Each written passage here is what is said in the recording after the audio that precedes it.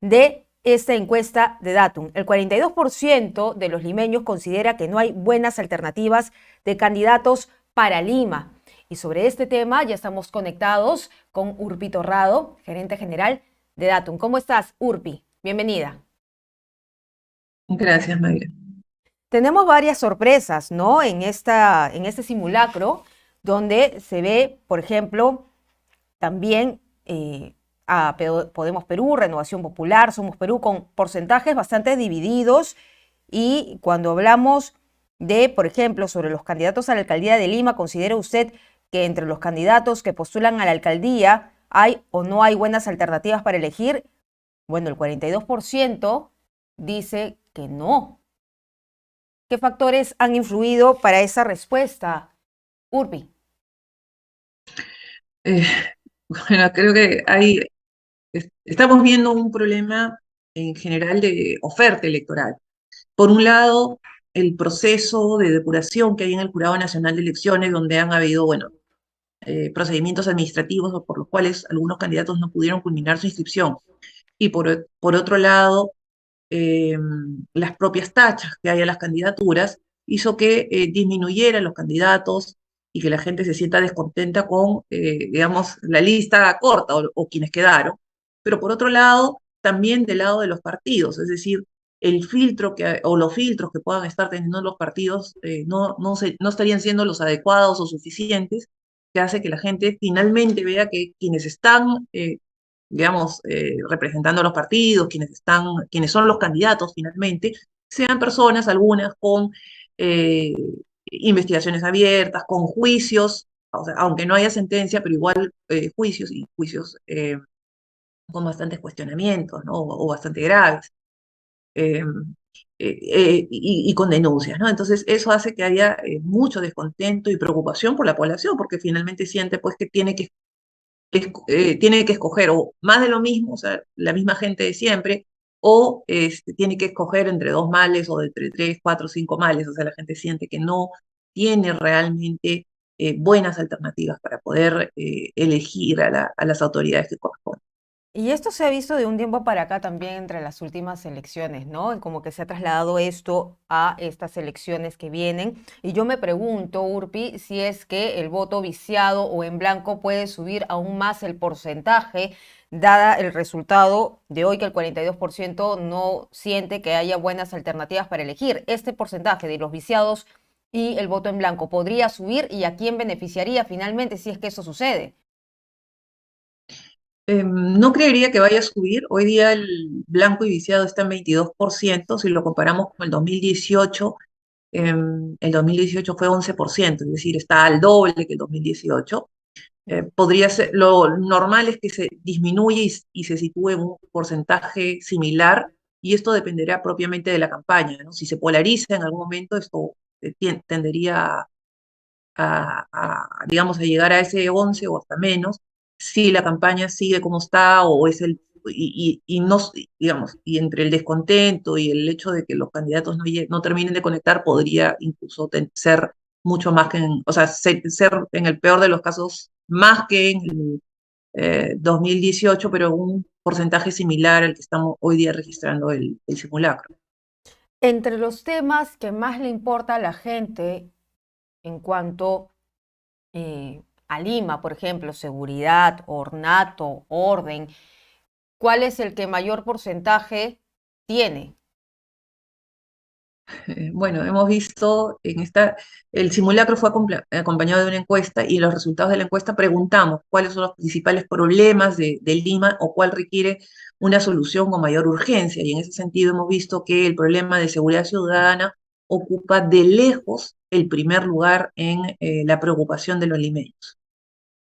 Vemos aquí, lo tenemos, tiene un 86%. Luego sigue desorden del tránsito vehicular, pero entre quienes vemos de los candidatos que están ofreciendo mayor seguridad, en primer lugar, según lo que vemos aquí, con mayor rechazo, perdón, candidato con mayor rechazo para la alcaldía de Lima lo tiene George Forsyth con el 22%, luego sigue Rafael López Aliaga, 20%, y en el tercer lugar Daniel Urresti. Están empatados en realidad los tres candidatos en el tema de rechazo, ¿no? Por el margen de error, los resultados son similares. En otras palabras, son tres candidatos que estarían disputando el primer lugar, pero así como disputan, digamos, o tienen las mayores opciones, estos tres candidatos también son los tres candidatos que más antivoto tienen, que más justamente porque están liderando los tres que están liderando son los que también son sujetos en mayor medida a la campaña en contra, ¿no? Entonces esto es un poco lo que genera, eso hace que los tres tengan ya limitación para crecer a porcentajes muy altos, o sea, quien gane no va a arrasar en las urnas porque vemos que tiene un 20% promedio de rechazo. Y si ellos tres están disputando el lugar del candidato con mayor rechazo, ¿eso no podría generar de repente un beneficio para los que están en la parte baja, como por ejemplo Omar Chejade, Elizabeth León, Yuri Castro, Gonzalo Alegría? Salvo que alguno de ellos que son más pequeños y que tengan un performance que los lleve a crecer, incluso, digamos, nosotros hay una segunda parte de la encuesta que se publica con Perú 21 el día lunes, que son los distritos, pero justamente lo que estamos viendo en los distritos es que también los candidatos que ocupan los primeros tres lugares son, digamos, los que también tienen en los distritos candidatos con mayor fuerza, ¿no? Hay un par de partidos más que tienen fuerza en los distritos, hay diferencias en algunos distritos, pero en general estamos viendo que, digamos, de estos candidatos que se están presentando en Lima, eh, no, digamos, por voto de arrastre, decirlo de alguna manera, no estarían logrando, te digo, puede pasar cualquier cosa y puede ser que tengan un desempeño muy bueno en los debates y logren ser, pero como te digo, por lo menos no los vemos, la campaña de ellos en este momento no se ve tan fuerte, pero es cierto que no tienen frenos para crecer, no tienen el techo que tienen los otros tres candidatos. ¿Y cómo ves, cómo has analizado tú el interés de la gente en estas elecciones? Porque ha arrancado, o ha empezado a calentar tarde, ¿no? Campañas anteriores empezaban con un mes y medio, 2 meses de anticipación. Estamos casi a 2 semanas y la gente no tiene todavía definido por quién va a votar.